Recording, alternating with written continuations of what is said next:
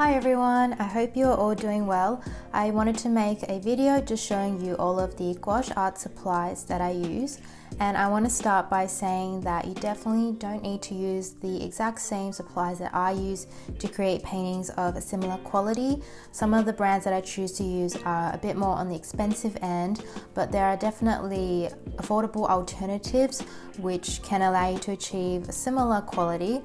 But these are just the brands that I have on hand and what I like to use. So I'm just going to share with you everything that I use to create my gouache paintings, and I'll try and recommend some alternatives along the way as well. So for my paints, I've only tried two brands of paint. I have tried the Winsor Newton Designers Gouache set and also Art Spectrum Gouache. And the set that I started off with was this set of Winsor Newton gouache paints. I bought these on Amazon for $80 and I really have no complaints at all. I think these are really perfect. They are a really smooth velvety texture. They apply perfectly onto the paper and they have a perfect matte finish. The only downside is they are considered more expensive, but if you are willing to invest the money in these, then I would say you should definitely give them a go, because I think they will only bring joy to your gouache paintings. And for those who think it is a little bit expensive, these will also go a really long way. I've had this set for a few months and I've been using it consistently for 2 months on a daily basis, and the only colors that I have started to run out of is the white. But if you have used gouache before, you'll know that white gouache always runs out first, and I'm also starting to run out of yellow, black, and the primary blue as well. So these are the colors I'm starting to run low on, but I just wanted to show you that this set can last you a really long time. So if you are willing to invest the money, then I think this is really worth it for its price. After I ran out of white paint, I went and tried the Art Spectrum Gouache. This is actually a Melbourne-based brand, so I'm really happy to be able to support local brands. And I've already used up another tube of white, as you can see, so I went and picked up a much larger tube of white, and I'm also trying out these colors as well. I would say that I can't tell too much of a difference in quality between these and the Winsor Newton paints. I really like how both of them work, and these ones you can find them for about $8 a tube, although in most stores it might be $10 plus, but I can let you know which store I got it from in Melbourne if you are from Melbourne. And if you're in Australia, I'm sure this brand can easily be found in your local art store, as it is a local Australian brand.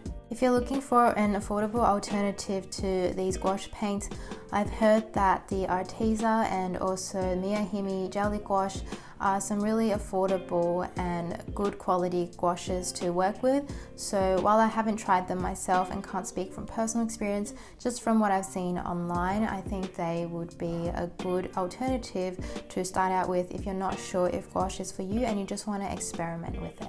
Next, I want to talk about the brushes I use. So as you can see here, I have accumulated a lot of brushes in my lifetime, but let's start off with the ones that I actually use. These are some of my better brushes, but I would say that the ones I primarily use are these ones here. And from this, the ones I use the most are my 3/4 inch flat brush and round brushes, and then maybe this liner brush here. So from this set, if I were to pick out just one brush to buy, then I would recommend a round brush like this one. This is the Princeton Neptune round brush in a size 6, and it comes to a really fine tip. So I'm really quite picky about my brushes. I think a good brush goes a really long way, and working with brushes that aren't good just causes me a lot of frustration. So I think it is worth it to invest in a good brush. This one, I think I got it for around $10.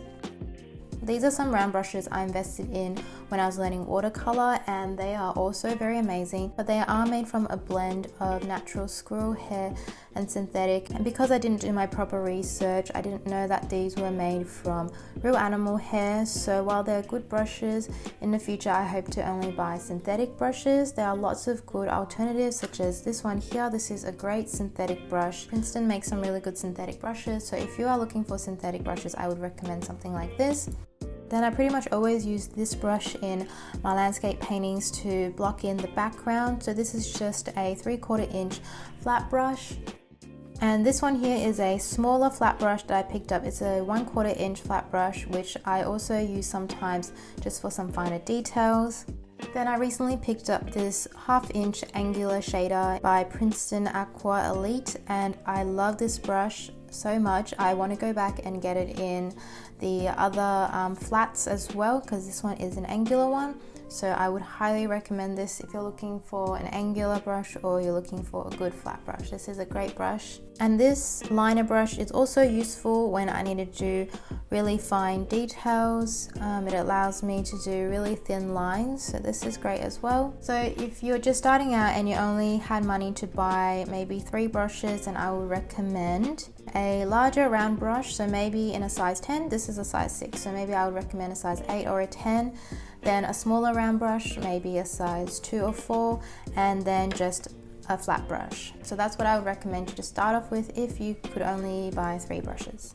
So next I want to talk about some brushes that I would caution against purchasing. So when I first started out with watercolor, I didn't know anything, so I went and bought this pack of 10 watercolor brushes, but I soon realized that they caused me a lot of frustration. The hairs would keep falling out when I was trying to use it, and none of these come to a fine tip. So if I were to compare it with this flat brush that I have here, you can see this one is a lot thinner, which is much better because you can do much finer details, whereas this one is going to be very hard to control. Not to mention the fact that the hairs keep falling out, which makes it extra hard to work with. I also forgot to mention this brush, which I also quite like to use. It is called a mini mop brush. I guess it is similar to a filbert brush. I like that it has a rounded edge, so I can paint things like clouds with it. So this is also handy to have. Then here I have some calligraphy brushes, although I don't actually use them, but recently I was experimenting and tried to use some of them to paint with. There's not much more else I can say about these, but there are some YouTubers I see that use these calligraphy brushes for their watercolor and gouache work, and I'll link those artists below so you can check out how they use these kinds of brushes. For my paper, I use the Canton watercolor paper in 300 GSM. This can easily be found on Amazon, and it is great for working with gouache. I have no complaints about it. The only thing is that the paper will tend to warp after I finish the painting. So for all the paintings that I did as part of the 100-day challenge, they start to warp, whereas if you compare it to this paper that I got, this is Art Spectrum watercolor pad. It is 300 GSM cold press, 100% cotton, so it is a lot more expensive because it's 100% cotton. But when I painted on this with gouache, I found that the paper stayed very flat after the painting. Then in terms of sketchbooks, I'm sure you've all seen my Moleskine sketchbook, which is great for working with gouache, and it's only 165 GSM, but it holds the paint just fine. And this is my sketchbook that I've been doing studies in. So this is the Strathmore 400 series. It has 48 pages, it's 300 GSM, and so I've been doing some studies in it. This is a watercolor painting I did a while ago. I don't quite like the paper for watercolor, but it works just fine for gouache. So you would have seen in my stories that these are some of the studies that I've been doing. For my palette, this is what I am currently using. It is just a roughly A4 sized palette, and the reason why I like it is because I just feel like there is so much space to work with, and I really only need half of the palette to do one painting. And with this palette I can probably do 2 to 3 paintings before I have to wash it off.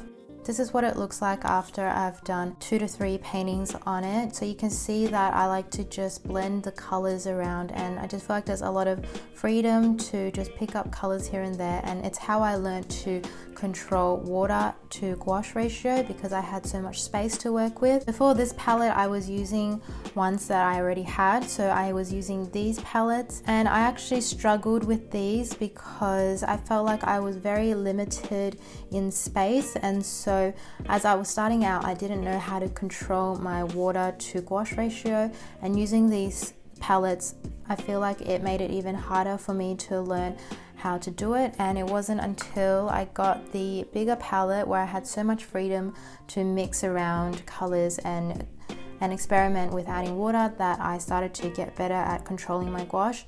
Although I can see that these would be good if you're just trying to mix specific colors and you just want to mix them in these little wells so that they don't muddle with the other colors. Next up, my washi tape. These are just some random washi tapes that I got in China many years ago. They're more of a plasticky kind of material as opposed to some of the more papery washi tapes that I've seen, but these work fine for my borders. You can also use painter's tape or masking tape. If you're having issues where the washi tape is ripping off parts of your paper as you're removing it, then I would suggest try to use a hairdryer to apply heat on them before you take them off, so that way the tape doesn't stick to the paper as much. And also I like to stick these on a surface before I put it onto my paper, so that way it removes some of the stickiness. For my jars, I use these two jars here. This is a jar that I've had for many years, so you can see it's very dirty. I use this one to clean off all my brushes in. This one here, I keep the water clean and I use it to dilute out my gouache paints, and I always make sure only clean water is in here so that my paints don't become muddy from dirty paint water. And I actually like that this tub has a really wide opening so that it's easy for me to control how much water I pick up when I go in with my paintbrush, whereas with this one it's hard to see how much water I'm picking up when I have to reach my paintbrush in. So this one is actually great for what I need to use it for. Then I of course have my trusty spray bottle. This made a really big difference to my workflow once I started to use it. So I use this to spritz my paints every once in a while so that they still stay wet and buttery on my palette. And then here, this is just a cloth, or you could use like a tea towel. The reason why I decided to use this to dry my brushes off on is because when I was using paper towels, I just felt like they got soaked through too quickly with water, and it kind of hindered me in learning how to control water because I was always scared of soaking through the paper towel so quickly. Whereas when I use this, I don't really think about using too much water because I can just dry it off on here. And also I can use this for multiple painting sessions before I need to rinse it out, and it just saves me from having to throw a lot of paper towel in the bin. So that is pretty much everything that I use to create my gouache paintings. And again, please don't feel like you need to have exactly what I use to create similar paintings. There are so many different alternatives. This just happens to be what I have on hand and what I've decided to buy. So I hope you found this video useful, and if you guys have any questions, just let me know. Thank you for watching, and I will see you in another video. Bye bye.